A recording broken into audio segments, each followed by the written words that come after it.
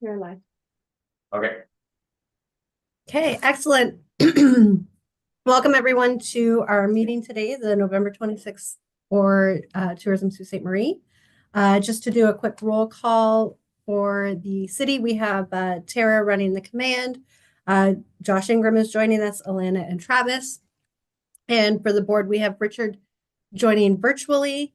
And myself, we have Melissa, Tracy, Dawn, and Kevin in City Hall there. So let's move forward. Did everyone have a chance to have a look at the minutes from the October 22nd meeting? Do we have any questions, concerns?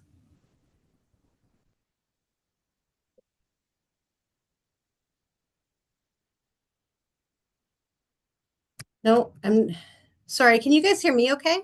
Yeah. Yep. Oh, okay, there we go. So I'll ask for a mover on those minutes. Dawn and a seconder. Melissa, all in favor of the October 22nd minutes, and that one carries. Declaration of pecuniary interests. Alana, I know that you had mentioned that you're part of the Ringette board, and so therefore won't have any real input or say towards the Ringette bid. Did we have anything else? I didn't see any other emails come in. Just, I don't think I will weigh in on the event that's already booked at the hotel. Okay, I would feel better just not. okay. Which event was that, Kevin? The Indigenous Symposium? Yes. Yeah, not a problem. We are going to move item number 4 a little bit further down the list as Brent is tied up at the current moment. And Travis, I would turn it over to you and Alana for a tourism overview and update. Thanks, Beverly. Couple items of note. We did bring the tourism bylaws to City Council last meeting. They were approved, and it does now allow for multiple applications beyond the current term for board members. That is important because we are currently requesting applications for those that want to be involved with the board going forward. That closes December 6th.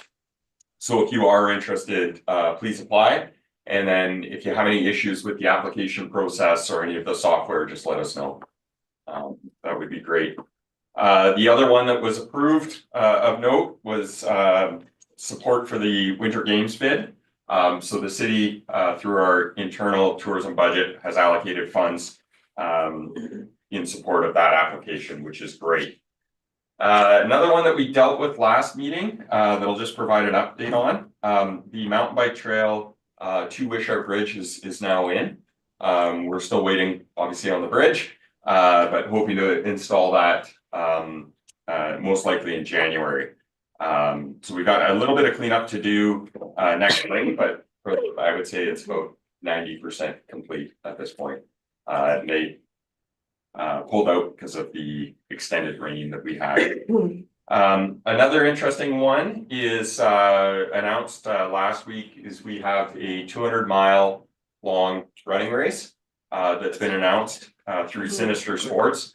Sinister Sports is they operate the second largest trail running race in Canada. Very reputable organization. This is their first time. There's this plus an event in Blue Mountain that they're kind of expanding beyond Western Canada. So it was September, I believe it was, brought them around for kind of a site tour of the area. They really liked the terrain. They felt that it kind of matched with the brand that they had. And I think it really helps. It's another feather in our cap with respect to our branding as premier outdoor urban adventure area. So it's great to see. We're supporting them right now, kind of on the last minute connections and logistics, but that's scheduled for July of next year. And we are on, it's looking like January we'll do the waterfront presentation. We've just got to align it with the requirements of City Council. So we're hoping to tee that up for the third week in January. We recently, as in like an hour ago, got updated MAT numbers. We had a few hotels that were kind of truant, and we now have those. So there will be a bump in terms of our next reporting. But our overall, I think the positive was we were up 3% in terms of occupancy in October this year versus last. So we are going to see a little bump. We still have a few short-term rentals that are lagging, but we'll collect those. They should sort of have a nominal impact on the overall net. So if we were to project the numbers that we had last year for the final quarter, ideally we're trying to get about 1.8 million, but we'll see how that lands. And then the last thing, we had a phenomenal kind of media exposure through Global TV in partnership with our provincial partners. So Tara has that video teed up, so we thought we'd play it just in case you did not see it.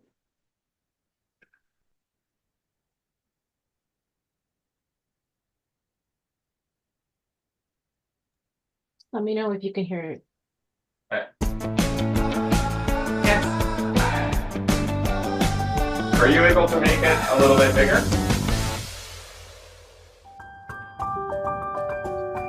Anyways, it's fine if not. It's a spectacular season for Sault Ste. Marie, from the fall foliage to the terrific trails to the majestic mountains. There's plenty to do in the Sault, and that's why we're here. Welcome to your next local escape.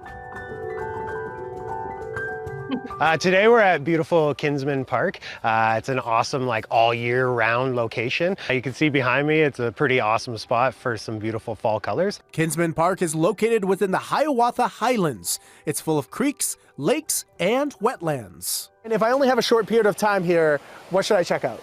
Yeah, if you only have a short period of time, you should come and check out Crystal Falls. Yeah. You follow this beautiful walkway from the parking lot down at Kinsman Park. I never know what the water is going to look like. Right now, I think we're going to have a pretty good waterfall with the extra water that's coming down from the rain. Head downstream and you'll find the dam at Minnehaha Falls. It'll stop erosion here, obviously a little bit. They can use it to actually produce some hydroelectricity. Continue to look and learn by heading back into the city. Here in the Sault, you'll also find two of the oldest stone buildings northwest of Toronto. Looking pretty good for being over 200 years old. And just across the street is the Canadian Bush Plane Heritage Center. We are home to telling the story of not only the Ontario Provincial Air Service, which is now the MNR, but the story of bush planes in Canada and the world and forest firefighting. This particular beaver was actually the first one to come off the production line in 1948. This plane kind of started the real first attempts at water bombing. You can see here with our display, there are roll tanks. So those are some of the first attempts at being able to fight fires from the air. What is the biggest plane here? The biggest plane here is the CL-215 water bomber. It is huge, as you can see. It was so big it had to be assembled inside of our facility. So it's not just planes here. You can actually come on down to the Entomica Insectarium. It's also a natural science museum, and you can meet little cuties like Willy Wonka here. Hey, buddy. All aboard. Oh wait, that's no, that's trains. Cut that. Don't put that in. Speaking of trains, the Agawa Canyon train tour is a must-do, taking passengers through the lush landscapes that inspired the Group of Seven. I fancy myself as a fish person. I eat it, but could I catch it? That thought led me to Roberta Bondar Marina to meet Captain Dean Latham from Redwood Sport Fishing Charters. I started with my dad. I started working for my dad as a guide. I just enjoy it. I love the nature. I love to be out, and now I love to see people catch fish. Give it a whirl. Toss it out this way. Okay. What? Okay, that's a small toss. Yeah. We may catch some salmon, some trout, maybe pike, walleye.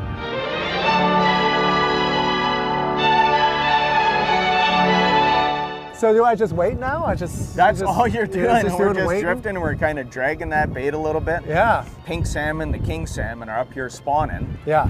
And as they drop their eggs, you get the steelhead and the rainbow trout. They're actually eating those eggs when the salmon are dropping them. Did I catch anything? Well, see for yourself. Dean, I've never seen a fish quite like this before. Yeah. That's a rainbow trout. After an adventurous day, I had to go on a different journey, a culinary one. So this is Peace Restaurant. We are an Asian-inspired restaurant here in Sault Ste. Marie. We specialize in a shareable cuisine. So really what we're trying to do is inspire people to have great conversations with each other while they're sharing great food. John, Chef John, what do I call you? Call me John. John, beauty. John, this looks and smells absolutely amazing. What you got going on here? We got a classic kind of riff on a salmon crudo with a little miso brown butter. Real simple, real clean, a bit of cucumber, kind of fresh, but like really deep in flavor. In the center, you got the chopped tuna. Real simple, cucumber, pickled chilies, house-made teriyaki, some nori on top. These shrimp are definitely not shrimpy. They're massive. Big boys, yeah. It's kind of like a classic tostada, just some fried tortilla with some fried huge shrimp, some house-made spicy aioli, and chili jam. Any advice? How do I tackle something like that? Hard and steady. Done. I can do that.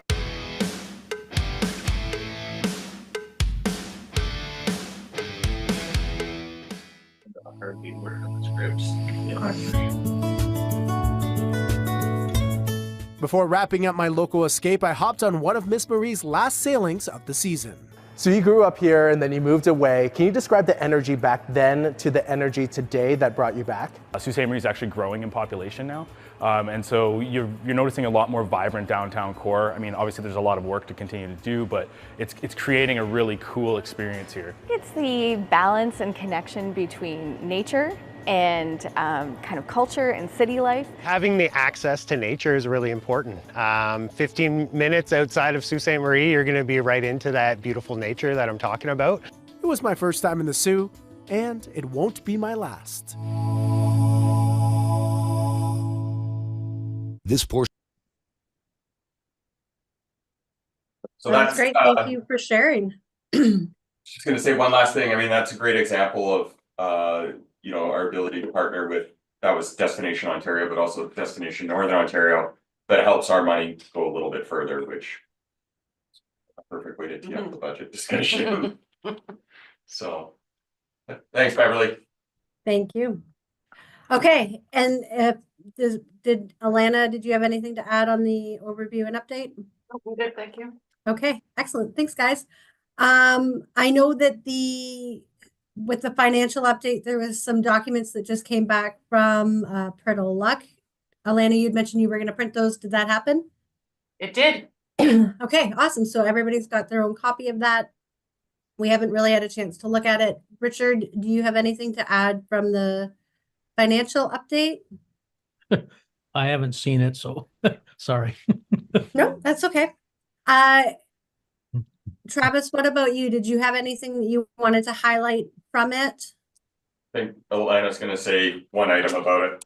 I'm just gonna add, it's not necessarily specific to the statement, but just to let the board know, I did put an RFQ out. Looking for quote services for financial audits for next year. So that is in relation to the finances, but not statements. Yeah, Okay. let me clarify that. That's for the audit for 2024, correct? Correct. That'll be for this, for This fiscal coming year. up. Yep. Okay, excellent. We can always circle back on the next meeting if there was any other comments or concerns once the board members have had a chance to review the document. Travis, I'll turn it back over to you for the 2025 budget review. Okay, excellent. Sweet. Kara's going to put it up on the screen here.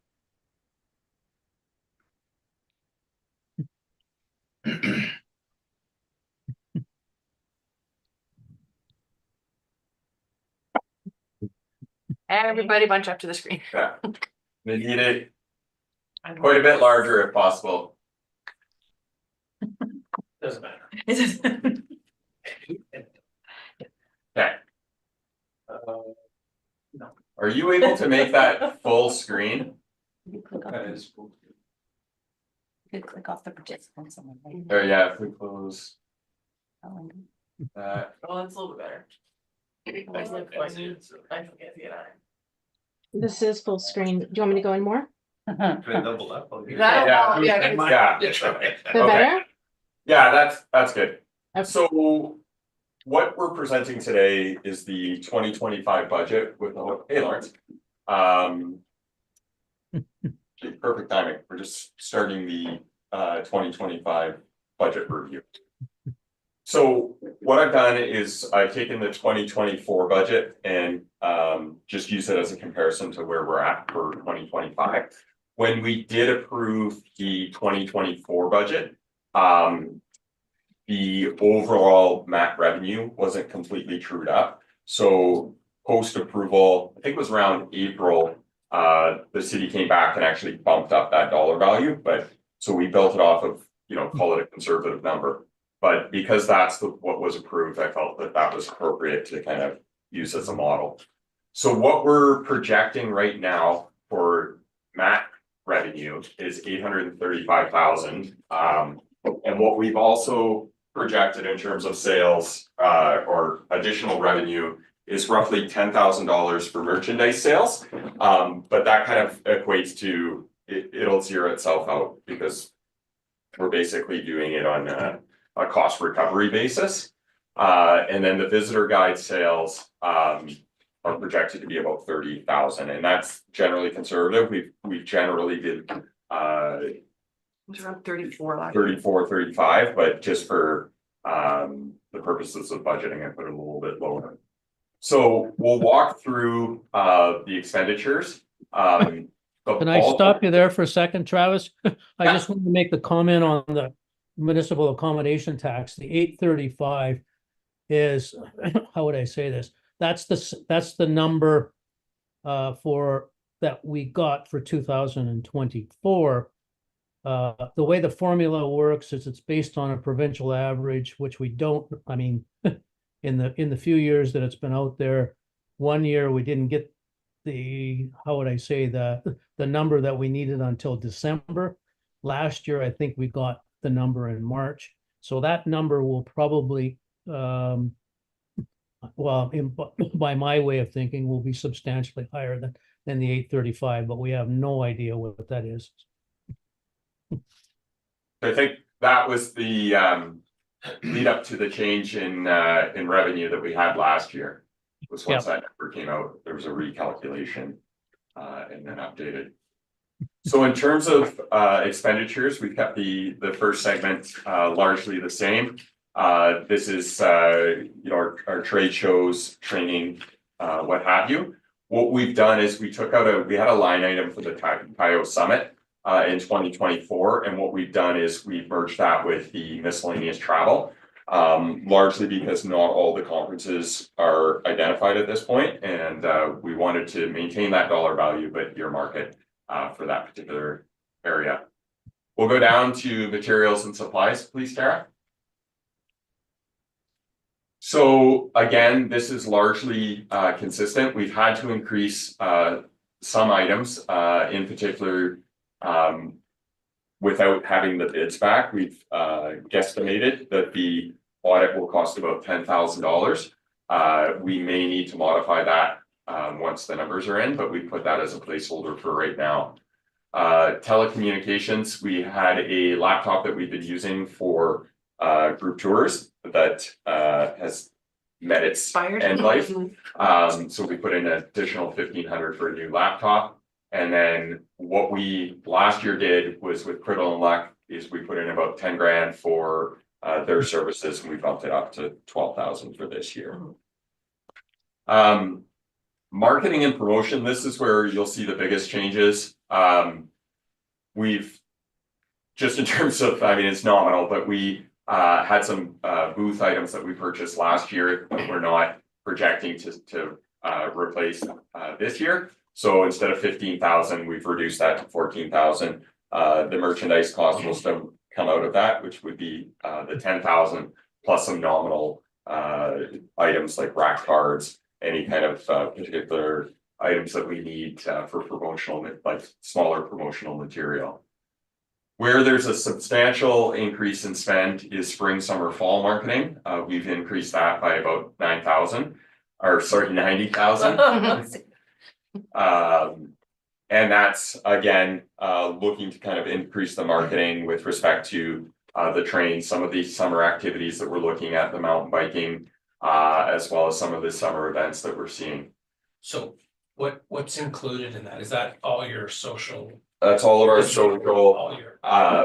So it would be paid social media, so the contracts that we have for Kavera, for Facebook, marketing, Instagram, pay-per-click, Google advertising, any paid digital advertorial, print, those kind of features. So it'd be our kind of full marketing strategy, and then broken out by segment. Does someone manage that in your office? We do, yeah, Richard, and what we have, is we can have Richard come and do, I think he did it earlier this year, but another breakdown of the projected, marketing strategies for this year. Does he use Sprinkler, do you know? No. We can look into that. I'm not sure what Sprinkler is. It's a program, so when you create a post, you put it in Sprinkler and it puts on every single social media, so it's called Sprinkler. Oh, okay. And it just saves an unbelievable amount of time. You build it once, you put it in Sprinkler and it goes to all your social media. So Kavera manages all of our digital ads, so they may use something like that.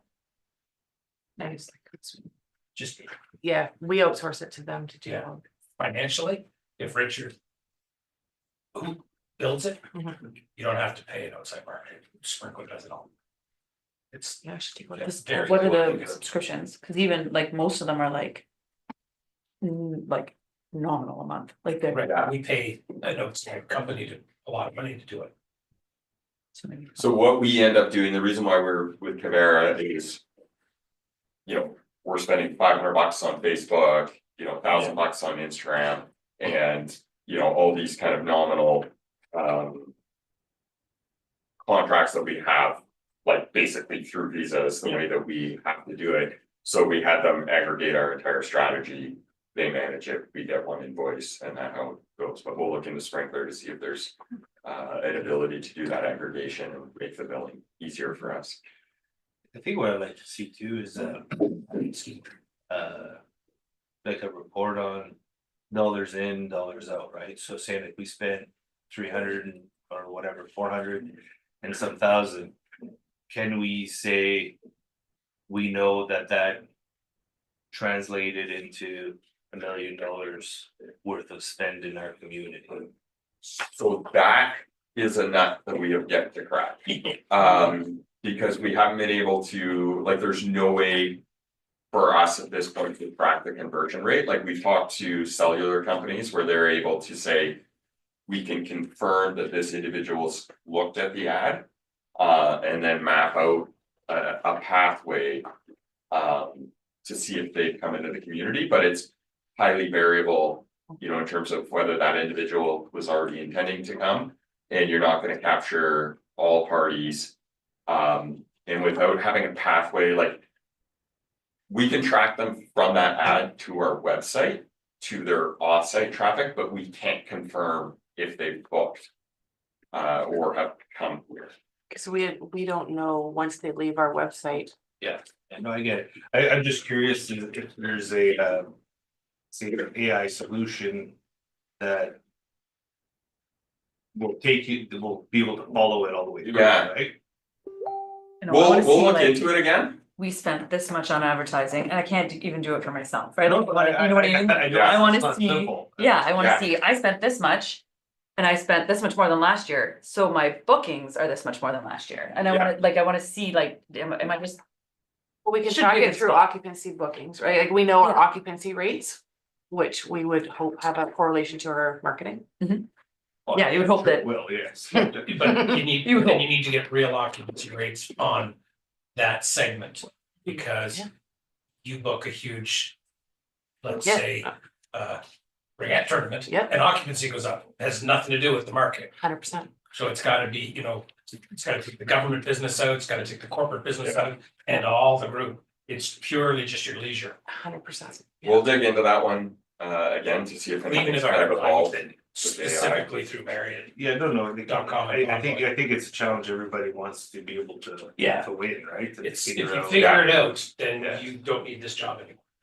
Yeah, yeah. You've moved Exactly. on. We need, if, So, from, when I think we've asked this before, but from the hotel side, are you able to provide reports on leisure travel versus business travel versus? Well, we have things right on the segments, but like Kevin's saying is, we then have to delve even further, is like, where did that piece of business come from? Was it something that, let's say, I booked directly for my property, that is a group, right? So. But that's what we're saying, can you pull out group travel, sports, all those pieces and just have leisure travel? Can you identify? Oh, yeah, that? leisure travel, you can just be flat So if I ask, you can give that to us, for leisure, yeah.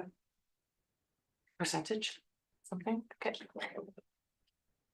Okey-doke. We've also bumped up our winter campaign by about just $10,000. What we are in conversations with and are looking to do is expand this through partnership, either with Destination Northern Ontario, Destination Ontario. We'd like to develop a campaign for winter. So while we have this $90,000, we're hoping to leverage it quite a bit through those partnerships.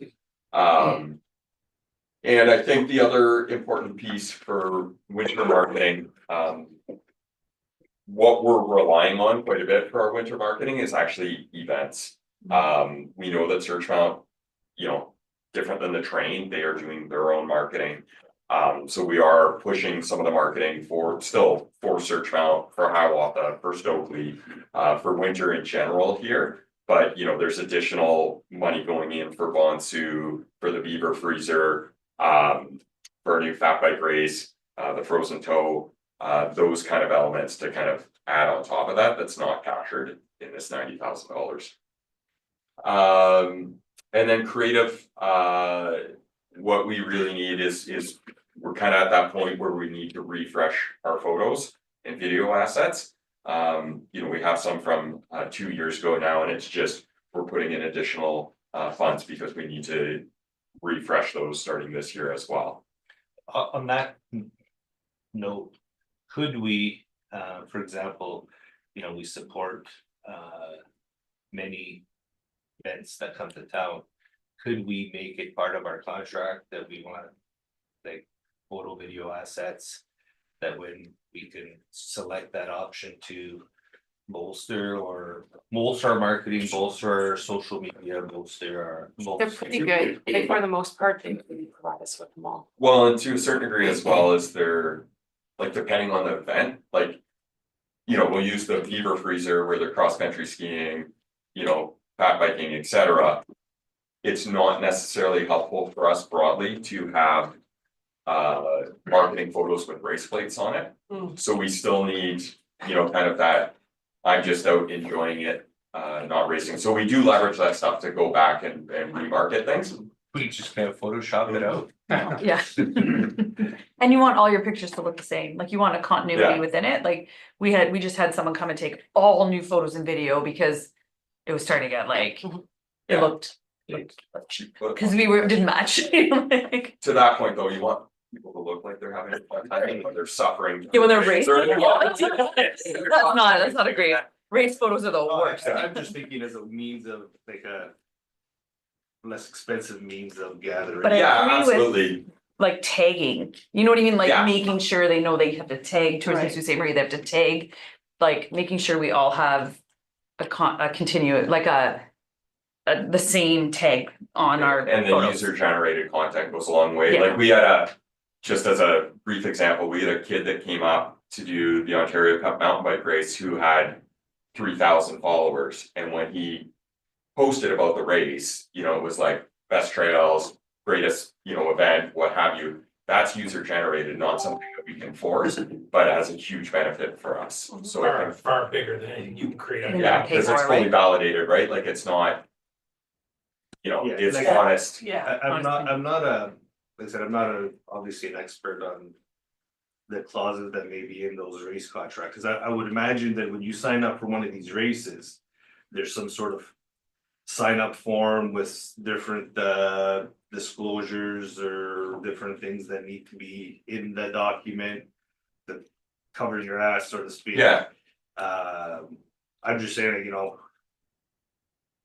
whether we say if you got a tag, anything you post on social media, can you do that? I don't know. Yeah, I mean, it's certainly like, so our contract is held with the event organizer. So the event organizer, picking on you, but you know, Beaver Freezer can be, you know, use hashtag Beaver Freezer, use hashtag Hiawatha Highlands, what have you, and that will be reshared but it would be reshared most likely on the event organizer site. We might pick up some stuff, but it would be like the obligation of the organizer to share that.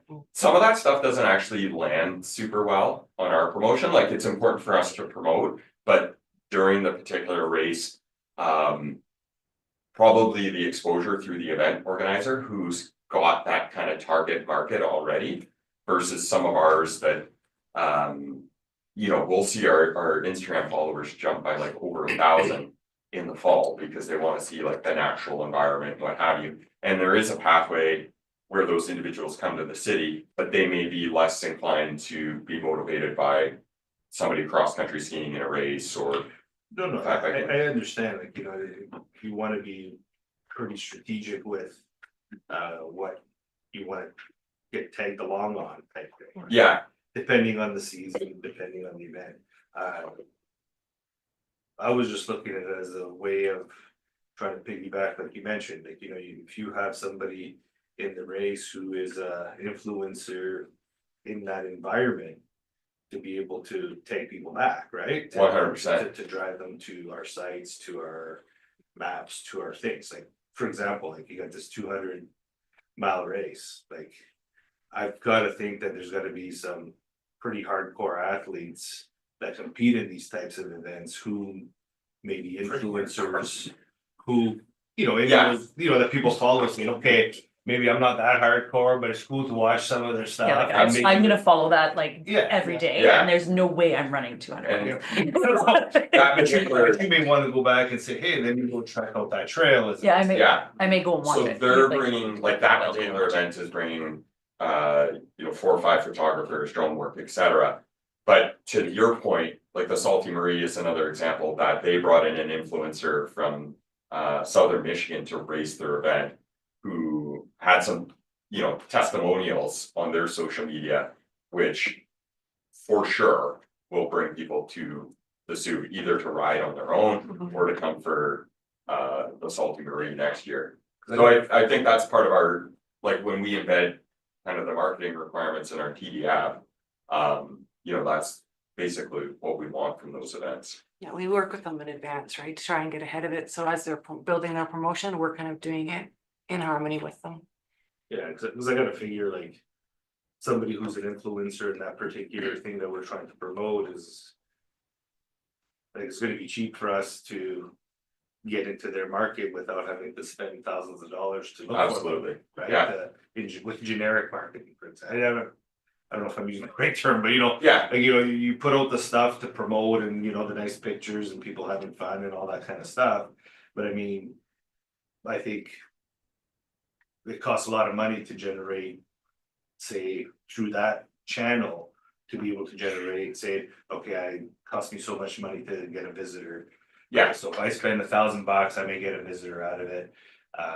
Where, you know, like, if we're piggybacking or trying to piggyback on, say, an influencer who, you know, we may, you know, spending less, right? 100%. If anything, you know what I mean? Yeah. It may translate, you know, into, say, greater numbers for people to participate in these races or just come on their leisure time to have at it, right? Yeah. So to speak. Well, the credibility of those individuals Yeah. from a marketing perspective is higher than, you know, us paying, so to speak.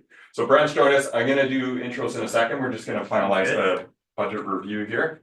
So you can go to events, please, Tara.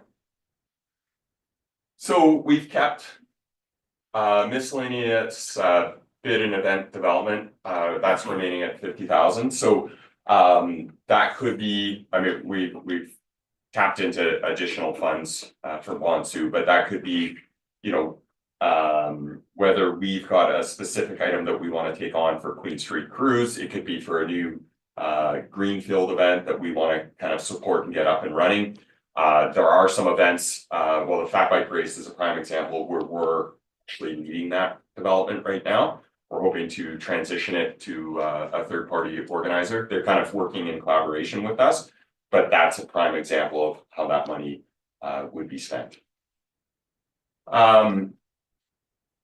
what we've done, so we've got general development, and this has been sort of our drawdown fund for items that kind of come up in terms of whether it be physical infrastructure, those types of assets. So right now, we've bumped that up in terms of additional $10,000. Depending on how that money's spent, there is the ability to reallocate it to different line items throughout the year. But right now, we've got that money set aside. We have some signage projects that we want to do up right now in the Hiawatha Highlands. We often encounter people that are lost in terms of looking for the falls, which is one of our major tourism draws. Like when we were setting up for a race, actually Josh and I, we had like 3 different groups from outside of the Sioux parked in the low parking lot being like, how do we find the falls? So we're going to do some interpretive signage there as well as develop what we're terming as a waterfall loop, and then some additional like vehicular wayfinding. So there's signs kind of on the highway, landslide road, etc., that will be included in there. We kept the $75,000 for event staff. We'll be into our second year of a 5-year term for that funding, so that'll remain for Stephanie's position. And then what we've done is we've reduced our digital metrics budget by $40,000, and that stems from we had a large expense this year for the visitor spend. So that was with Deloitte for roughly that dollar value, and we're not going to do that every year. We may want to do it every second or third year, depending on the value that we're seeing there. Travis, before we leave that category, I just was thinking, probably at the bottom of our budget, we probably should put in what we have, the commitments that we have. Because we should have our annual report, but not our commitments. But on the budget as well. I know about it on the annual report, but that way we remind ourselves. Okay, just making a note here. We have kept $20,000 in that line item because we are in discussions with Destination Canada. They have a new software package that they're promoting, which includes some aspects of visitor spend as well as some more detailed occupancy information that we're trying to obtain for them. We met with them last year. I think they were still fleshing things out. That was early, we met with them this year, but early in the year. There were some aspects there that we were still trying to flesh out with them. It appears as though they've kind of got a much better handle on their methodology and the data that they're collecting. So we're continuing those conversations, but most likely going to enter into a partnership with them for this year, or this being 2025. In terms of membership fees and subscriptions, the only change there is we had a $1,000 fee for Trans-Canada Trail that we've removed. I've removed that because I actually think it was an error that we didn't catch last year. So we don't actually pay a membership to Trans-Canada Trail. We've been successful in obtaining, like this year, we were able to leverage some of the funding that we had for $60,000 from them. We're doing that again for 2025, but we don't actually pay a membership fee into that. So the variance between last year's budget and this year's budget, just shy of $90,000. And for a total of $875,444, although as Richard mentioned, will likely be increased once we get the final MAC calculation right around the end of the first quarter in 2025. So, any further questions on that?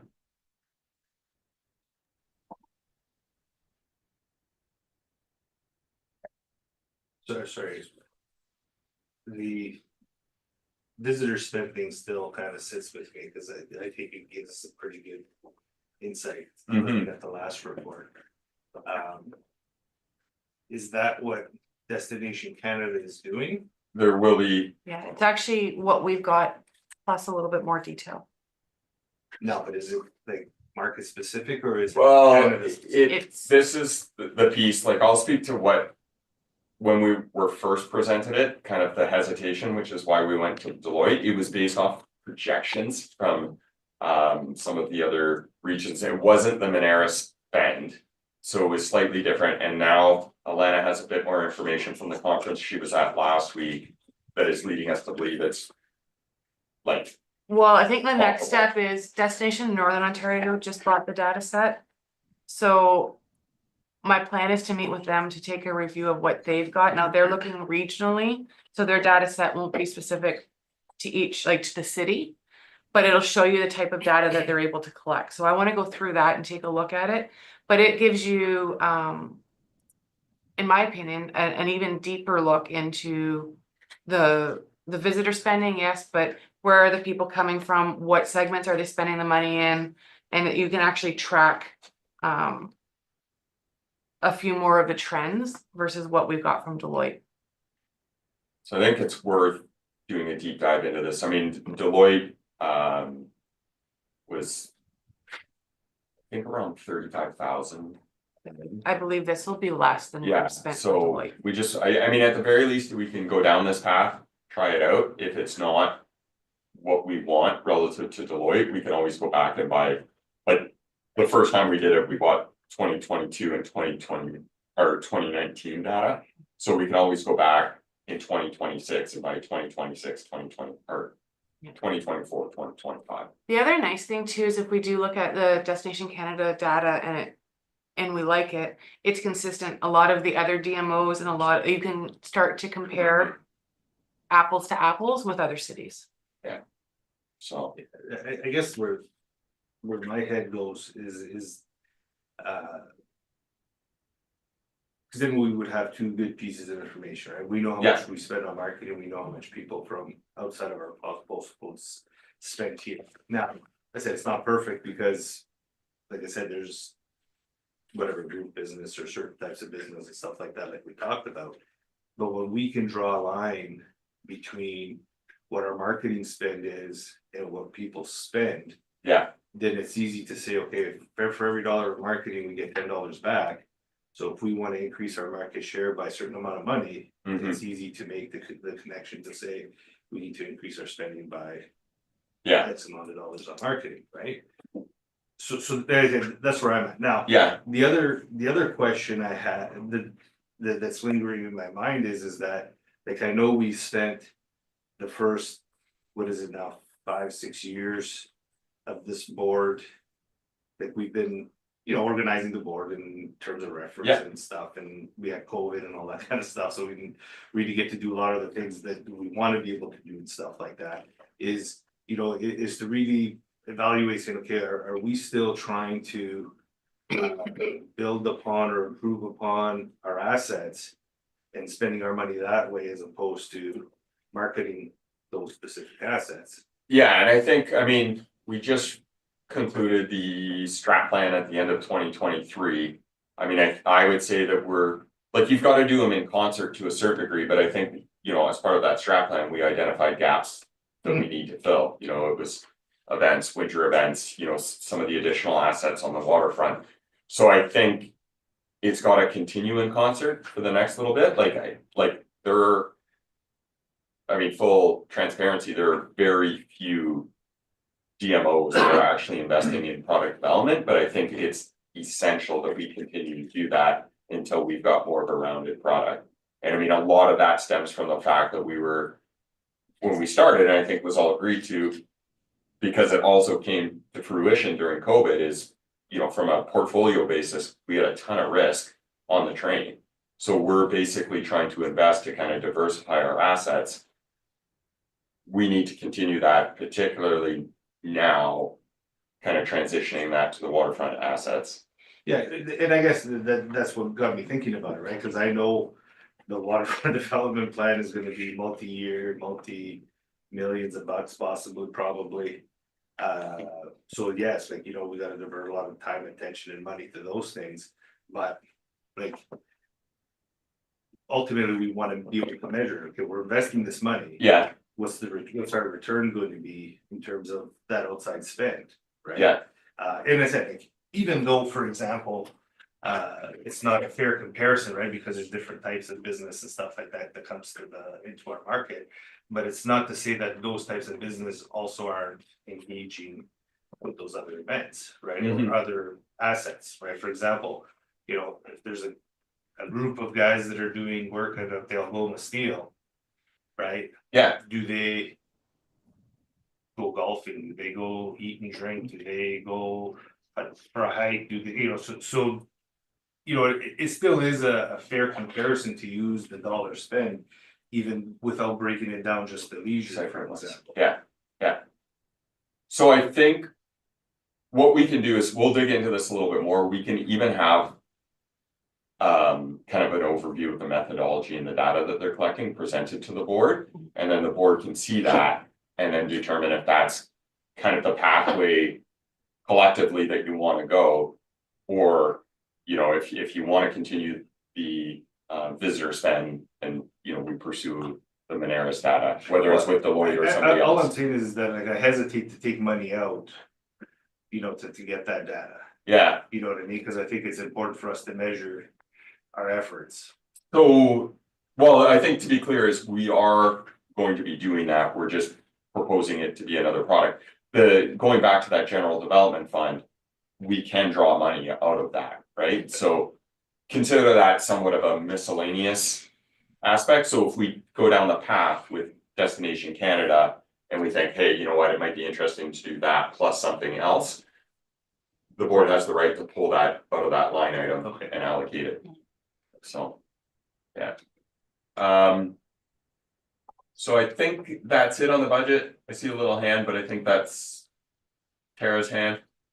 Any other questions on the budget? Oh, no, it's my hand. Oh, it's your hand. It's in the hands of razors. If not, Beverly, maybe we can go back to now that Brent's joined us, introductions. Yeah, absolutely. Thank you for that presentation, Travis. Was there any other questions from board members with regards to the budget before we move on? Okay, great. So Travis, back to you for our introduction. Okay, so I'd like to welcome Brent Lamming, our new 6 months? Well, it's almost 6 months. Almost 6 months, deputy CAO. So he's replaced Tom Bear in that role. And oversees this particular aspect as well as economic development, community. I'm going to let you run through community services, and has been a big champion in terms of what we're seeing in terms of the waterfront development as well as tourism assets with respect to whether it be events at the GFL, events at the NCC. Just general investment within the community. So I'll let you do a formal introduction, then we'll go around and everybody can introduce themselves as well as kind of what organization they represent. Sounds good. Well, thanks, Travis. The one great thing is I do have some familiarity with tourism and community development because we've worked closely over the years. As Travis has said, my prior role to this was as the director of community services here for almost the past 7 years. About 10 years in banking prior to that, and 10 years at Oklahoma Steel. So I'm an accountant by trade, but don't let that hold anything against me. I try to be a fun accountant. So looking forward to working with the group here in conjunction with DBC Planning Community Services. So with respect to the community services platform, we're heavily into bringing things maybe more forward, service delivery, quality of life. We have a lot of highlights that happen in the world of transit with respect to on-demand transit, parking apps. Partnerships with the school boards with respect to bus passes, social equity pass. We try to bring a lot of new initiatives forward, and we try to do that across all the areas that we have. Work closely with Alana and Travis with respect to bringing events to the city. You might obviously everyone knows with respect to the Ontario Winter Games, and also with respect to the Powell's being relocated from Oklahoma University to the GFL Memorial Garden. So our teams work pretty much in tandem with that, and we like to see that. We've used public transit before to get people from one point to another point for events with respect to the community. So Travis and I meet regularly with respect to what's happening with respect to budget, KPIs. So one thing for community development and enterprise services, which was big in community services and I'm a big believer in, is whatever gets measured gets done. So with respect to quantitative and qualitative KPIs, what we set for targets, how we're measuring towards the targets, where are we falling short? where we are towards budget, what things that we have on the radar for bringing new to the community, and how are we delivering on service. So we track that quite closely, and we're trying to standardize that right across community development enterprise services. And I know our new CAO, Tom, he's also looking to promote that moving forward with the public, of what things do the public want to see in terms of the corporate strategic plan that we're measuring for success. So I think that's down on the radar moving forward as well, showing that to the public as well, which is a good thing. And I don't really have anything else to say. I just want to get familiarity. I see some familiar faces here, obviously around the table, and look forward to helping support whatever fashion we can. And you're in good hands with the team that's here at the table. So maybe I'll start with Beverly and Richard, and then we'll Lawrence and around just with quick intros. Sure. Welcome and congratulations, Brent. You and I have met on previous occasions with the Waterfront Development, but I currently chair the board and I'm the general manager at the Water Tower Inn. Nice to see you again. You as well. Richard? I'm an accountant too, but Brent already knows that.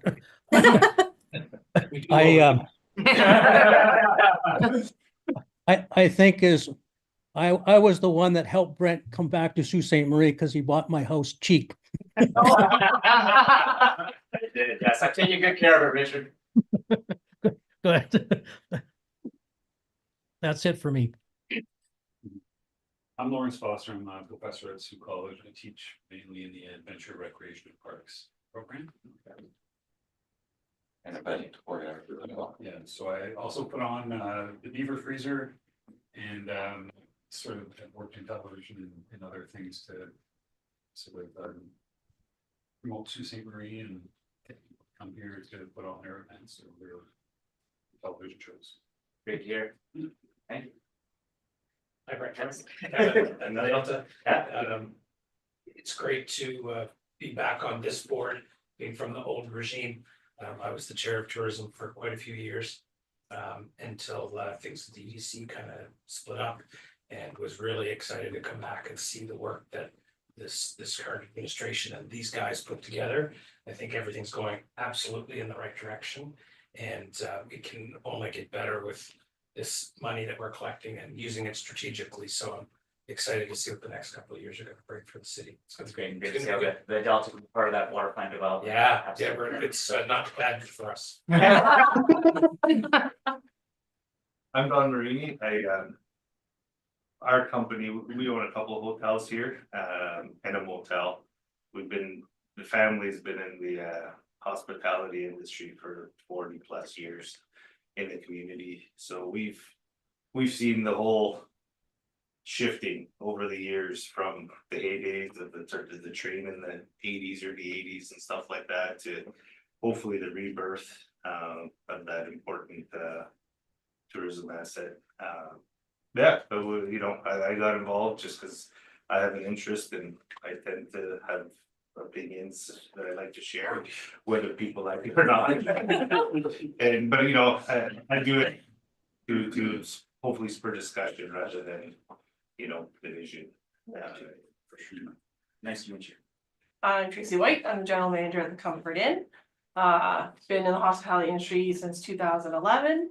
Did a short stint with tourism during COVID. So when I moved on to my general manager career, I still wanted to have kind of like a feet in the tourism. I really enjoyed it being part of the team, and I was hoping that on the hotelier side of it, bringing that with this current amazing team on board. And again, I'm excited to see, especially with the strat plan, that's probably seeing the things come to fruition, starting to get put in.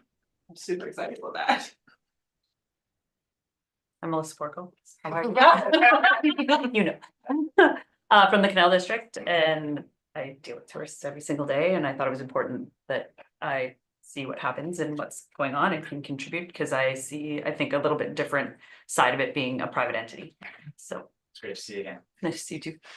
We're missing two others, Nick Brash, who's the GM at the Holiday Inn, and then Jeff Latcher, who's a tourism consultant, originally from the US. So a lot of metric-based kind of economic impact analysis background there. Great. So yeah. So now we know everybody. Perfect. Now we get to ask one question. Yeah. I may not have the answers, but I'll get you an answer. I do have a couple. Sure. I have three questions.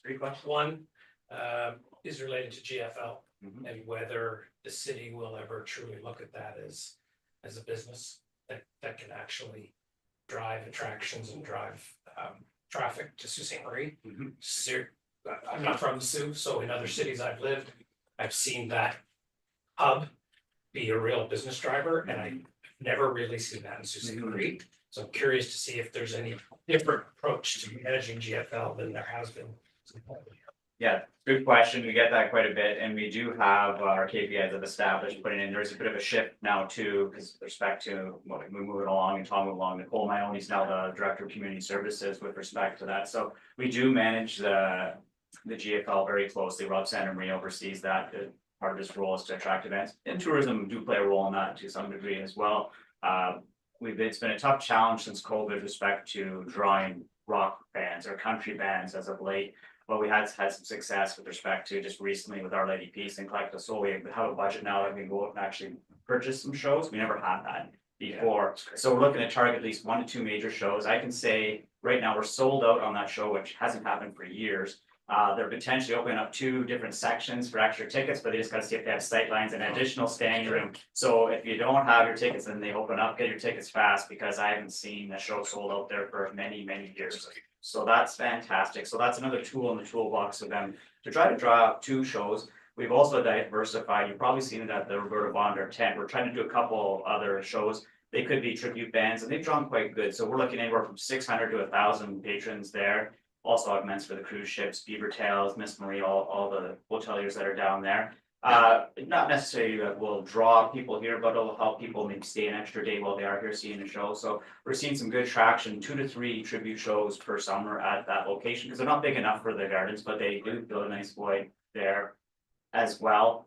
And we are targeting smaller shows. You'll see we have a lot of times we'll have the monster truck, seat truck here. It doesn't matter what we bring, but Bigfoot can come here 20 years in a row. We'll get 3,500 people, 3,000 people at the garden. So that seems to do well. We know we're going to get the skating shows.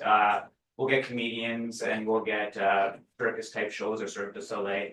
The people though are always asking for shows, either be a country act, rock act.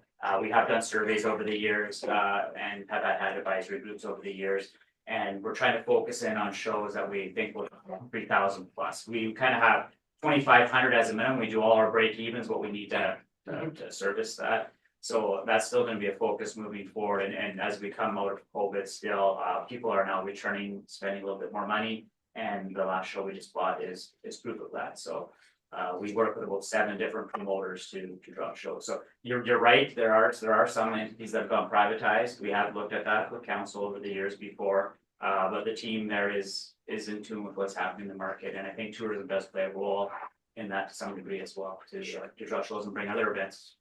Like do you budget like an occupancy? Like we want to have this many events? Absolutely, yes. So you said if it doesn't get measured, it doesn't get done. So. Absolutely. So we have a KPI there for visitors to the facility every year, excluding ground games, because we already know there's going to be 33 ground games per year. So how many people are we drawing to the facility per year? We measure it on a quarterly basis. Are we meeting that target? We should have, say, 2 major events. Say we have another 5 to 7 supporting events. Are we hitting that target? And so we have that information there. Happy to show it to you if you ever want to take a look at it. And we can show you where we've had some success. 2019, 20, very lean years, right? We were using it as a hospital, as a vaccination site. So, yeah. But it is a good point, and it is an economic driver to the city. We have Marriott National Sales has contracts with all the big promoters, and the number of acts that stay in our hotel driving through that don't even consider going to the gardens is just like it kills us to see. Like we don't get to tell anybody who's there, but we have some acts that would likely fill the place, and they say that the gardens isn't interested, and I find that hard to believe. Yeah, I can answer that question. That question there is because I don't know if it's interested, but we're seeing now before we just be able to service the show just through ticket sales. So now a lot of the major artists are they call Class A acts are looking for 500,000 plus just to show, and so our municipality tickets. We're not used to paying $400 or $500 a ticket. Like we might go to Toronto, we might go to Detroit, we might go to Vegas, maybe pay it there, but to say, okay, we got a ticket price of $300 here, that would be a little bit of sticker shock, to be honest with you, right? Like, we usually expect where it'd be the range of say 60 to like 175, somewhere in that is a reasonable ticket price for a show. Once we get past I that. can't sell for over like 45, 50. Yeah. Like $60 ticket. It's hard. For our venue. Yeah. Is hard though. Yeah, so there are shows like that, so that's why we, at least this year, we have a bit of a budget now to go and purchase a show like that, so that we're trying to figure out what that niche is, our collective soul or Lady Peace, who kind of seems to know that, we were kind of like, are we gonna do this, because it was a risk to put it out there, so we went for it, and we knew where the break even was, and once we went on sale, we're like, oof, okay, we met it, because if not, it could be a loss to the taxpayer, but the good thing is if we make a bit of a surplus on the show, that'll go back to the reserve, and then we'll be able to buy more, maybe even a bigger show, right? So that's how that will work. So that's a shift, though, it's good to see, It's a shift. appreciate it. Yeah, no problem. Can I follow up that question? Sure. So would like a bigger act like Kevin was talking about, Mhm. when they're in the tour planning station, right, where they say, okay. The promoter approaches the act, says, okay, I need you to do 30 shows across these markets, and they logically plan out the tour.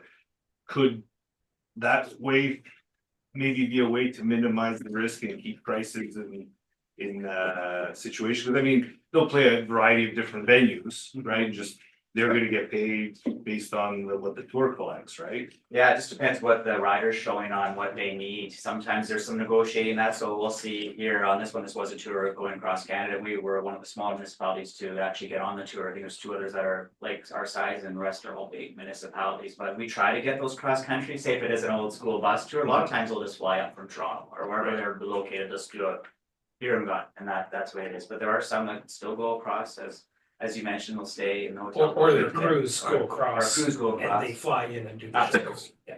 Yeah, so we will look at any show. We have a nice break-even model. We know exactly where we need to be in our tickets to make the show go. And we're not looking to make a profit. Our goal is break even. So we're a little different in that That's regard, fair, yeah. which is fair, because we know the spend in Atlanta, or Josh or Travis can say, if we draw some people here, even for the show, what that economic impact is. Absolutely. That was a little more dialogue than I needed to take. The second tour, last tour, quick. Mat tax, considering increasing it to match some other municipalities? That's a great question, because Travis just talked about that in a review with me, so we are following up. I'm not sure if there's been any further dialogue about the process, but how that would have to unfold in that, and I think it's something that other municipalities have done just recently, and it's something that we should look at. And the last one is just more from an operational standpoint. The city's come a fairly long way with loosening its schedule for transit. We have a lot of associates. There was a time when 75% of our associates had vehicles, and it's the opposite now. And it's a struggle sometimes to get associates to work on Sunday morning because they take the bus. Is the city looking at that with the change in the number of people in our community that don't drive compared to 10 years ago?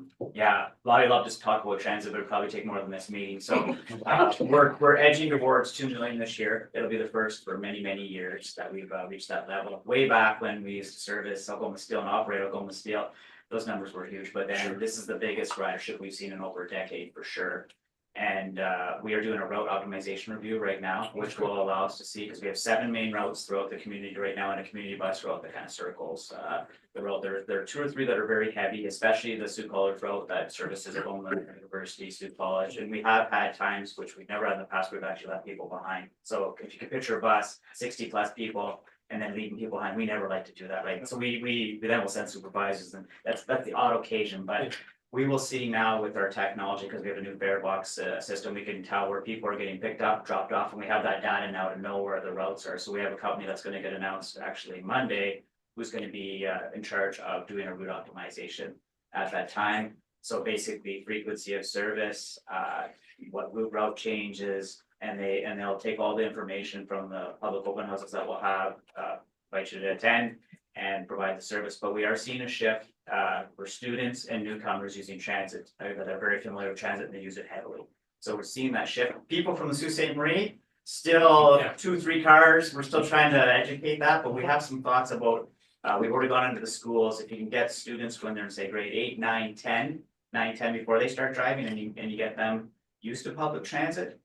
They seem to be doing quite well. And we do that with the life skills programs with both public and Catholic school board right now. And they take them on trips, show them how to use transit. And we do that with newcomer programs in the high schools as well. So that's kind of trying to introduce people when they're newer, and then they don't have to bug mom and dad to say, I want to go to the movies or want to go to a community center. They can go on the bus and use it safely. That's great. Appreciate it. No problem. I wasn't expecting those questions, but a good, yeah, sorry. I got you here, right? Can I ask one question? The city's got funds in their budget line item that's geared towards tourism and recreation and all the rest of it. Probably, or I guess I'm asking, can we sort of have an overview on a kind of on an annual basis as to where those funds are going to be directed towards, so that when we're looking at spending our general dollars, we know we're either on top of what you're spending, or we need to go somewhere else, or spend some dollars somewhere else? Yeah, it's a good question, and I'm gonna look to the guy to the left of me right here, but in coordination. So if it's with respect to events in general for Sault Ste. Marie, like a lot of the events that we host from the community services, from under the Roberta Bonder tent, whether it be the GFL, like we work hand in hand, and that's why CDS or Community Development Enterprise Services is kind of created to make sure that we're working together closely. So Travis and the team have good visibility with respect to what we're doing to try to draw events, and with respect to things like that are initiatives, say the waterfront development plan, if we're doing a chunk at a time, how much that spend might be, like the team's heavily involved in that, and then they can report back to the tourism board with respect to what's happening and what stage it might be at for moving forward over the next couple of years. And that would be a key area. And I know you also look at cruise ship, how many cruise ships are coming to town, and closely at your own metrics, and we do review those when we meet. And I believe, Richard, that we share our internal tourism budget with the board, and if we have not done that clearly enough, I'll make sure that happens heading into 2025. The issue for us is we generally, what we do when we go into budget season is we just put a placeholder of $200,000, because we don't get the updated numbers from finance until, I mean, this year, I think it was May. So we just do a projection, but we can break that out in more detail if you like. Last thing, if I may, Mr. Chair, or if I can. Yeah. Yep, I may not be at every board meeting, but I just want to come today just to get a bit of familiarity. Obviously, Travis is the point of contact, and then actually Lana and Josh show up to every meeting. I may come the odd time if there's something interesting on the agenda that you may want to ask some questions on, or get more information on, or get feedback. So you may see me pop in here or there, or if not, I will. Travis and I talk daily. Thanks. Excellent. Well, thank you, Brent. And again, we're really looking forward to working with you as we continue on our initiatives to drive the city forward. Thank you, Beverly. Okay, moving on to item number 8 now. We have our Tourism Development Fund applications. The first one on the docket is Searchmount Ski Runners. Josh, I will turn it over to you for a quick synopsis on that. Well, thank you. This application is an application for their 2025 season and not an event specifically. So their dates run between January to March 2025. They host 3 major alpine races, the Melee Classic in January, followed by a provincial O Cup, the U16 specifically this year, and the Honda Cup, which both run in March. The races range from 3 to 5 days each, resulting in a total of 10 race dates over these 3 events, along with up to 7 additional training days prior to the event. The Searchmount Ski Runners are committed to hosting high-quality alpine races with a long-term goal of establishing must-attend events in Ontario's ski racing calendar. So in regards to how we vetted these events, I just want to note to quantify the economic impact, the applicants have reviewed the numbers from the previous past 2 seasons, and they've also accounted for participants that may not be staying overnight in Sault Ste. Marie versus those that do, which surprisingly, there was a decent amount of people who participated in some of these events who wouldn't stay overnight. So I bring that up because their application and their overnight stays don't equal the total even overnight attendance. So we might have a little bit of variation in regards to dollars in, dollars out from tourism versus actual staying overnight. So I just wanted to make note of that because we don't see that in a lot of tourism development applications. Josh, how many of them can stay at Searchmont now compared to previous years? I'm sorry, we didn't ask that question in the TDF and I didn't follow, but I can follow up. Just and I can they're get that not information. part of this group, right? Correct, now that they have the lodges, for sure. I'm happy to follow up with that information, but I doubt that we can factor that in here. So the economic impact is 550 visitors over the 11 days aforementioned for $907,500. Revenue in, revenue out. The revenue is just a little over $111,000. This includes entry fees and a percentage of the Searchmont lift tickets, with expenditures exceeding $125,000, and this includes ski patrol, provincial sporting fees, lift tickets, fuel, general event expenditures. The ski runners 2025 season application scored a 75 on the evaluation matrix, putting it in the range of $5,000 to $10,000. The analysis, the ski runners is an institution of winter activities in Sault Ste. Marie and Algoma. Our area has seen a myriad of once strong winter events cease operations in the last 3 decades, including Lopets and other winter activity. Staff want to share that the ski runners are working on developing their portfolio of events to be stronger and to attract more visitors. This year is kind of one of those unfortunate growing pain of the year that they are seeing. Staff are convinced that the ski runners are in need of some financial elevation in order to better prepare for the coming season. So we're recommending to the board of directors to consider funding recommendations up to an amount of $6,000 to assist with Alpine Ontario fees and Northern Ontario division fees associated with the U16 provincial championships. And is it fair to say that this event that has been operated kind of year over year, basically it's the consistent event and not necessarily a growth event at this time, which equates to why the funding lands where it is? Yeah, I think that's exactly what it is. When you look at somebody who's hosted or developing an event and they see a shortfall because the event is kind of static quo, my thought process is we can help in regards to a certain percentage, but there are other revenue models which they can do to make up the full $15,000 that they're looking at. Whereas if it was a new greenfield event or had a higher trajectory, we would most likely recommend a higher dollar value. Absolutely, that's exactly. Are they struggling with getting the clubs? But I know they have the clubs that come. I know the clubs that come for this event. I worked with the Surfwell Ski Runners for close to a decade. But is it because they're not able to grow because it is a status quo event? Is it like why the downfall now? It's a good question. It's a little bit of both, but their main pain point is just kind of a liminal year in regards to volunteers and the board of directors and their sponsorship. There's been some shift in regards to financial commitment that they weren't anticipating to happen so late in their sponsorship run, right? So between that, I'm not seeing in regards to their application and in regards to the data they provided me, it drops. Yeah, I'm just wondering if they're looking to maybe gain some new blood, possibly that.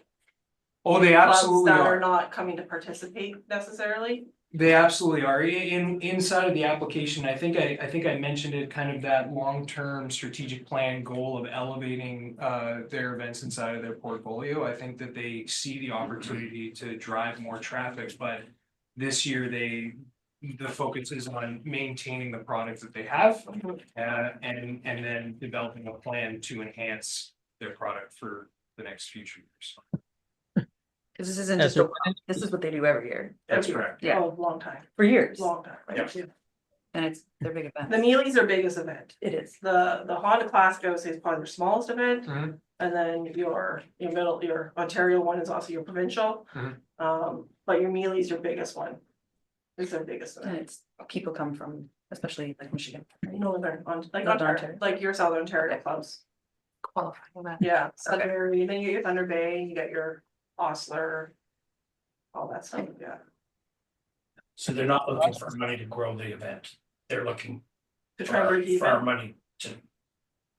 Sustain and put on the product at the level they usually do. Josh, has there been any discussion about trying to get the Canadian Juvenile Championships in Sault Ste. Marie?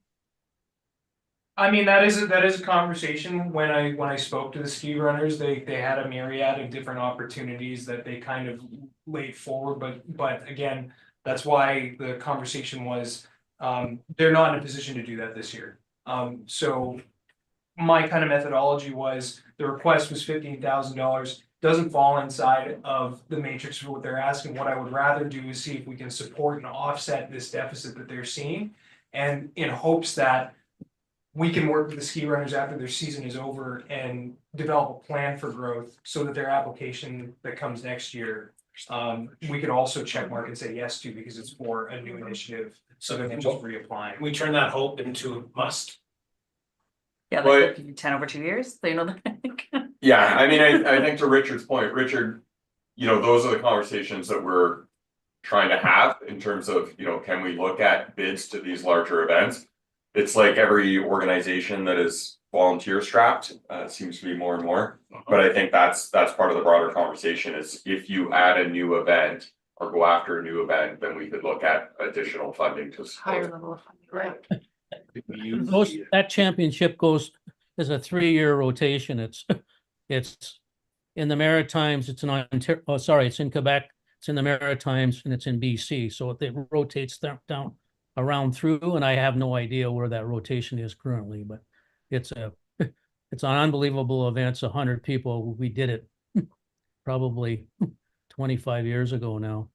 And anyway, Searchmount did a good job putting that one. But I think there is something to be said in regards to that tourism portfolio piece too, right? I mean, we've done that with mountain bike racing, we've done it with baseball, brought those championships back in the last 25 years. In the last 3 years. So I think we have a good track record and a piece to leverage other sports groups to say that we have the opportunity to host more. We're starting to knock down different sports championships in different sports. So to Kevin's point then, couldn't we theoretically, I don't want to say force them, but work with. Find a better word. Work That's the word. with them and make it a piece of the legacy of the Winter Games, like because we get legacy money that comes out of the Winter Games. I know we haven't got that event yet, but say, okay, well, how do we step it up so we can make these events, a feature of our winter? So I don't think we have the leverage for that with this particular application. I think that's a conversation on, we'd like to work with you on a growth kind of model. This one in particular is, we need some help because we've got a shortfall. I think that what you're saying is a broader conversation. I mean, that's where the sports mixers are kind of coming into play to say, we're reaching out, we want to engage with you because we want to go after these bigger events. And we are, I think, embedding some of these conditions in the TDFs as we move forward. But some of these groups, I mean, you know what it's like, volunteers are dropping left, right, and center, right? So it's just a matter of we're trying to help out to sustain this one this year. But the long-term conversation is, how can we work with you? And that's all I was really saying is, we get it, we're here to help you, but in return, we want a seat at the table when we talk about your strategic growth and your plan. Absolutely, and I think if you were to, and I'm blanking right now, but if you looked at the staff evaluation from, maybe the last meeting before, there are kind of asterisks in regards to, we might want to be cognizant of this application. I also try and let those groups that apply shine in these applications too, and this is a group that, has a legacy has had strong conversation. We're already conversing in regards to what is next and how do we elevate the sport next. So I don't know what those plans are. You have volunteer boards that are shifting. You can't say absolutely, you know, red is red, blue is blue, but from every conversation I'm having with the group, it looks like they're keen to make sure that this product is strong this year, and they're keen on trying to figure out how we can collaborate to keep elevating the sport in Alberta.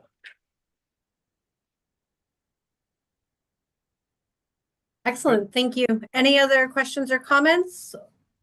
Or Josh, back over to you for Ring Out Ontario.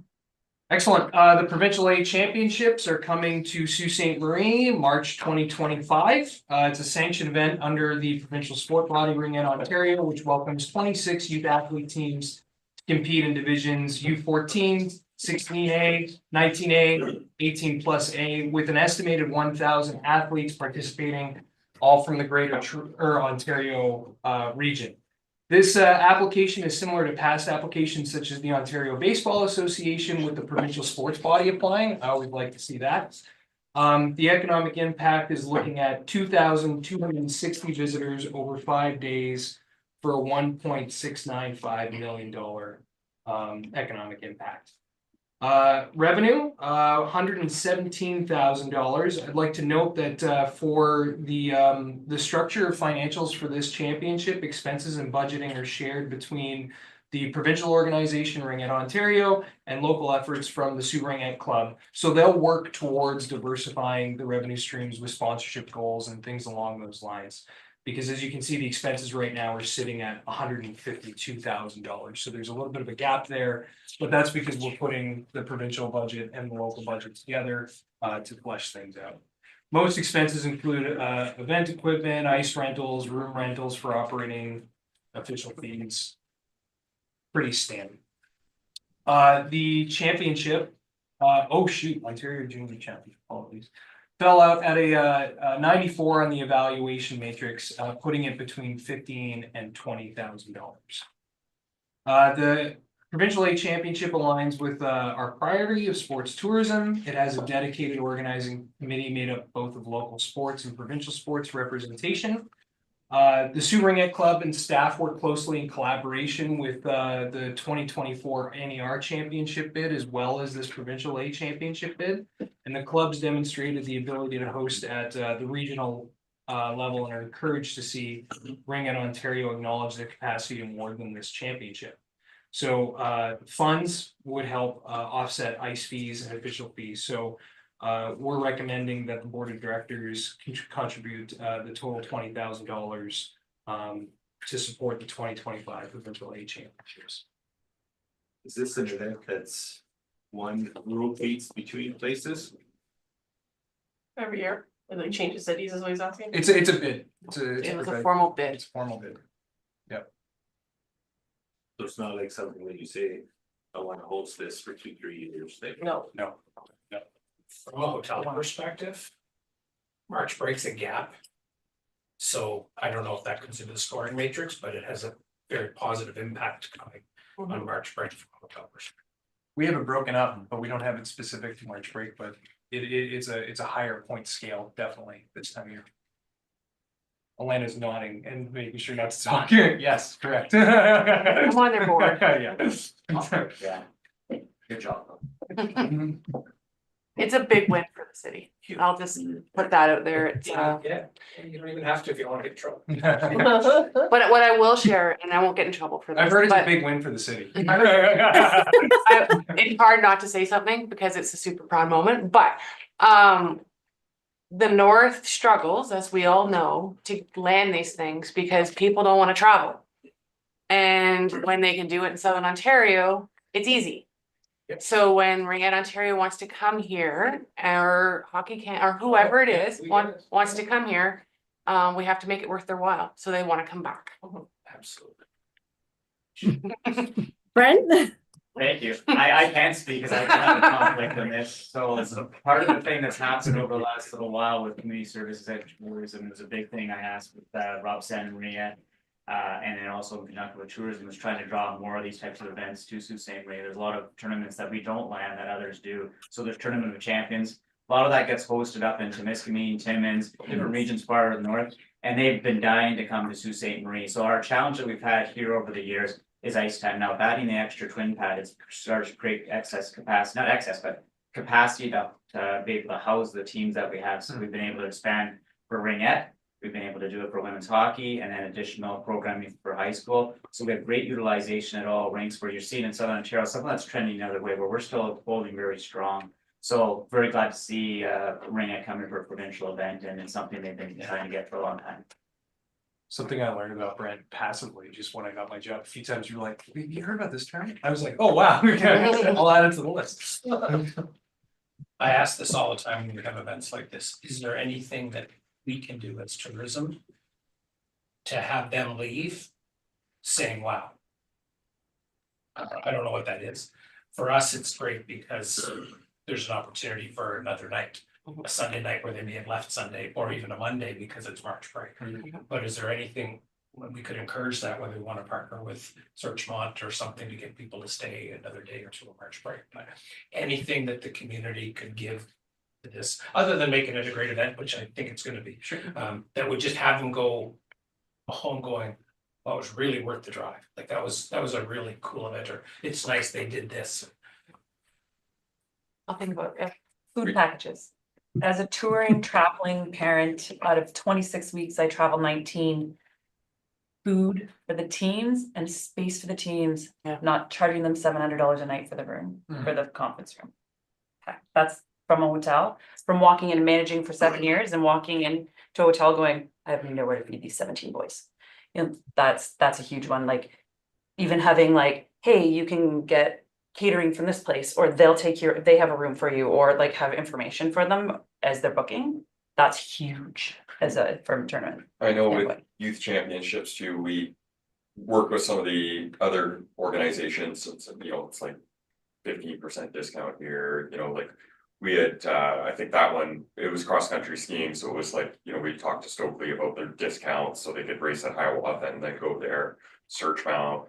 And I think probably pulling, at the very least, we'll pull together something like that, but we'll look at, lean on Alana to look at.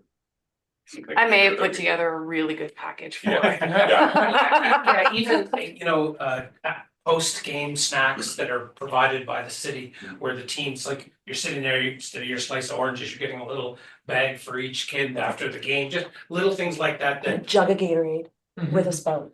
Kids should not be drinking Gatorade. So They all do. So we're not gonna promote Gatorade, but water, but liquid water. But like those kind of things, just The extras, create. yeah, the extras, they go a long way, for sure. Travis, one of the things that I saw on that website, on that tournament in Knoxville, was they required every team to stay at a hotel, and they had to sign a form to show where they're staying. I mean, we don't need it perhaps in Sault Ste. Marie, but it would be interesting to think about that as we move forward. Anytime that we are sponsoring something, whether we're not requiring them to stay in a hotel. That is, there's certainly events that we could look at that for. Yeah, yeah. Okay, excellent. If there is nothing else on Ringette Ontario, we will move on to item number C, which is the Indigenous Land Symposium. Alana, is this one on your plate? You don't. Oh. You know what? I'm gonna have Tara present this one. Just, I thought it would be good to I'm sure the board all knows, but just as a refresh, Tara works in our meetings conventions portfolio, so I thought it would be good for her to have a chance to present one of the groups that she's been working with. So Tara's gonna do this one. Excellent, thank you. Tara, over to you. Good afternoon, everyone. I'm here to present the TDF for the Indigenous Land Symposium that is led by the Wakatoan Development. The symposium will take place on February 3rd to the 7th in 2025 at the Delta Hotel. So this event is a 5-day symposium that will bring Indigenous and non-Indigenous partners together to learn and discuss about the importance of the land through forestry and environment. Previously, it was held in Timmins and Chapleau. They have since outgrown those venues and are bringing it to Sault Ste. Marie. There have been discussions with the possibility of keeping it in Sault Ste. Marie, all dependent on budget and how it goes. They do have an aggressive marketing plan. They've partnered with CTV, APTN, and there's discussions with partnerships for City TV and Global, which will take the coverage national, as well as doing some digital marketing in the US. They have acquired sponsorship in the US and hoping to boost their US attendance as well.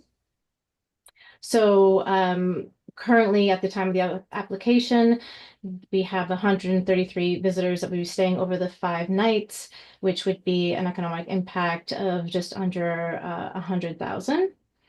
Their revenue expense is a lot more than obviously what they had in the smaller communities. They're budgeting around expenses for 280,000, and their revenue sits right now around the just shy of 240. They landed on the matrix around 60, and so they're scoring between the 2,500 to 5,000. So because of the marketing plan and the potential for growth, staff is recommending the $5,000 to help offset the cost of the venue and the marketing. Questions with regards to the Indigenous Land Symposium for Tara?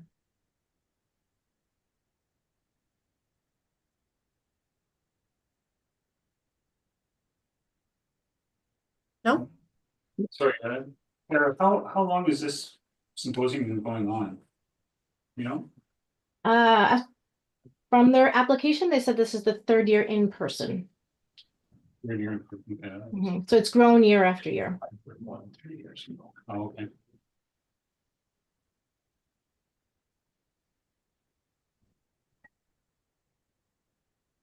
Okay, anything else with regards to the symposium?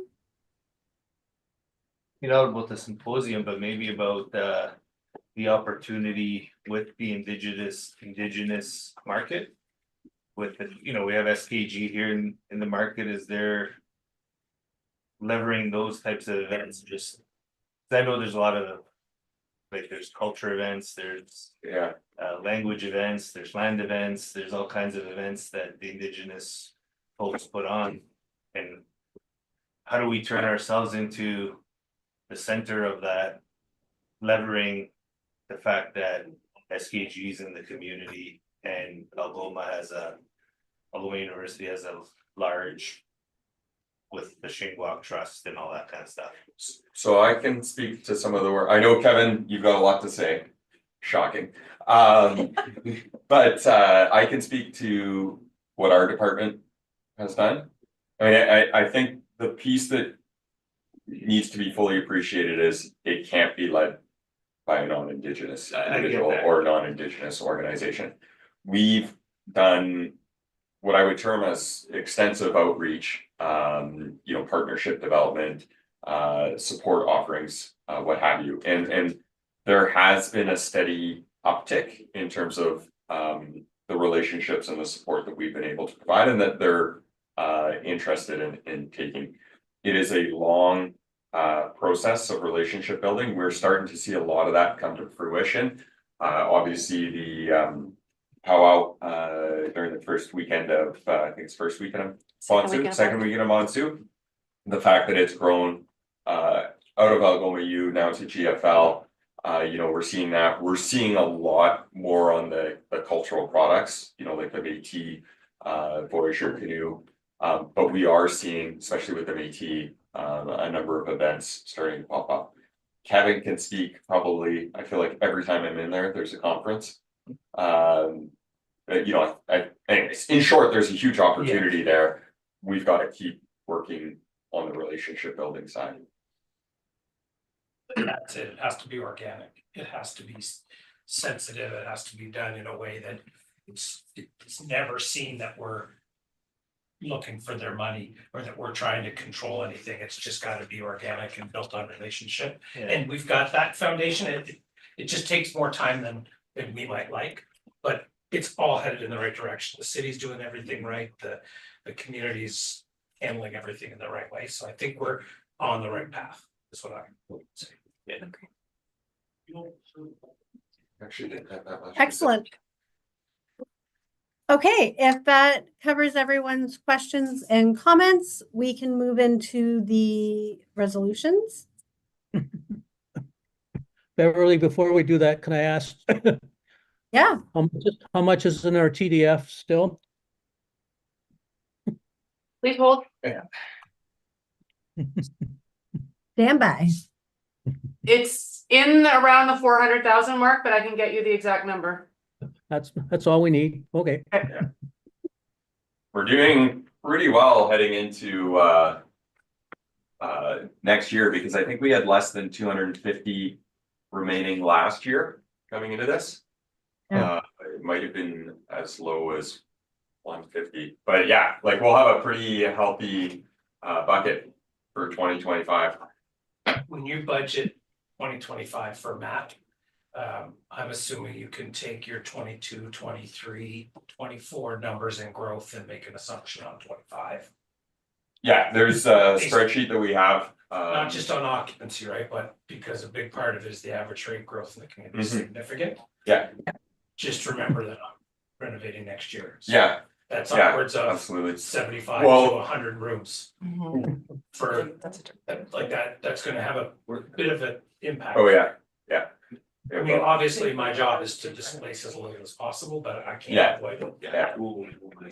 Yeah, so we're able to, I mean, there's a couple things we could project and then put a, you know, like for this year, put in 1.7 million. We're probably gonna get more than that. And then it'll spit out an output, you know, what's gonna go to Tourism Sault Ste. Marie, what's gonna go to the city split by two, the department, and then what's gonna go to the TDF, so.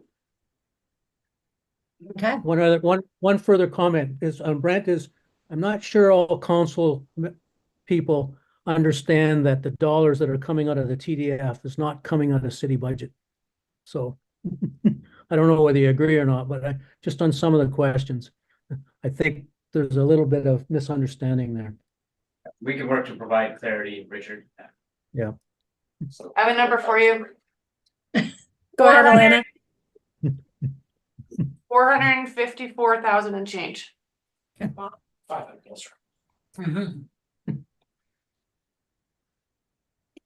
Looking further, I'll read the first resolution, which is with regards to the 2025 budget. And it reads, be it resolved that the Tourism Sault Ste. Marie Board of Directors approve the 2025 budget as presented. Do I have a mover for this motion? Dawn, and a seconder, Kevin. I'll call for a vote. And that one carries.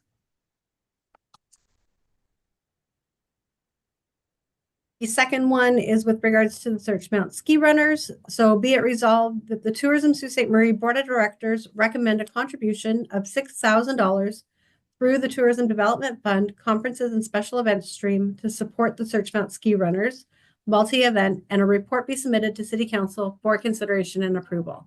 Do I have a mover on this one? Tracy? And a seconder? Richard?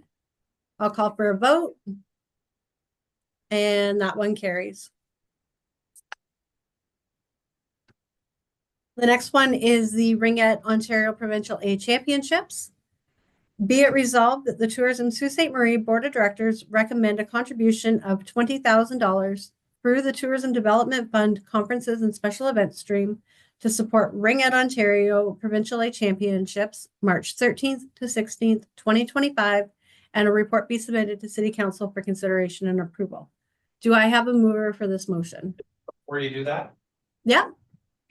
when is it an appropriate time to recommend an additional amount to be presented to as a WOW or whatever we're thinking of doing beyond the 20,000? Would that be now, or is that a separate? You could pass a separate resolution if you want. Do you want it out of TDF money? You guys tell me. Well, I mean, was there something specific? Well, you can put Well, forward. here's the issue. If it's TDF, it's gotta go to them. That's So, you know what I mean? Yeah, And then that's they what- would have to buy it. Like, it won't seem as a gift per se. I think it's better if it comes out of That's what I'm thinking out of our General event development. event development. Take it out budget. right out of our event development to help Yeah. boost. Yeah, just something beyond what we're giving to the event. Giving to whoever's gonna organize it to create that extra. Yeah, I think would, that falls under event development. because then it's like a surprise, right? You know, rather than being like, we want you to buy this so you can give to the teams. It's kind of like, we're coming to the table in addition. Yeah, and then you have the liberty to decide what you want to use it on versus it being a lot. And I don't know if that's just a table discussion or if it's a you guys. Well, I think we can like dig into what we think would be a nice add-on or a couple of options, either bring it to the board or just let us run with it. So, it's easy peasy. But I think we leave the TDF side of it separate. Sure. Yeah, Just so wanted to. No, it's a good question. keep the resolution as is. Okay. Okay, do I have a mover for the resolution as it was read? Kevin? And a seconder, Lawrence? And I'll call for a vote on that. And that one carries. What did I miss? It's not because we're afraid of it, it's because we support this great event. Oh.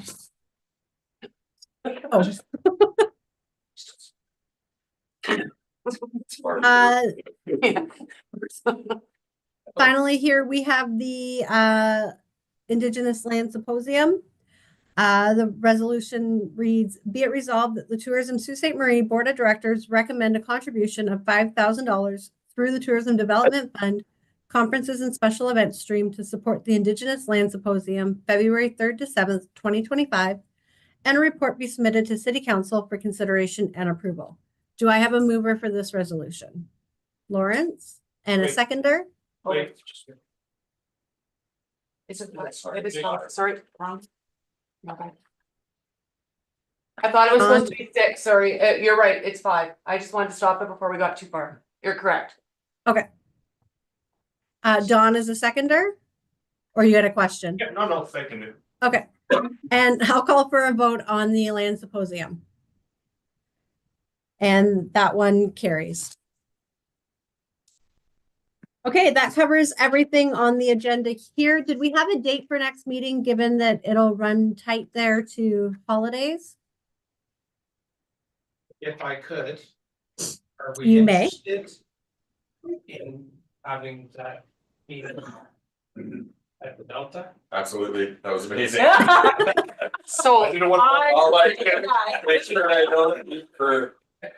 Right, you're gonna want to clear your schedule. Happy to have the meeting at the hotel and then just toast a good year with a cocktail after if anyone's interested. That'd be amazing.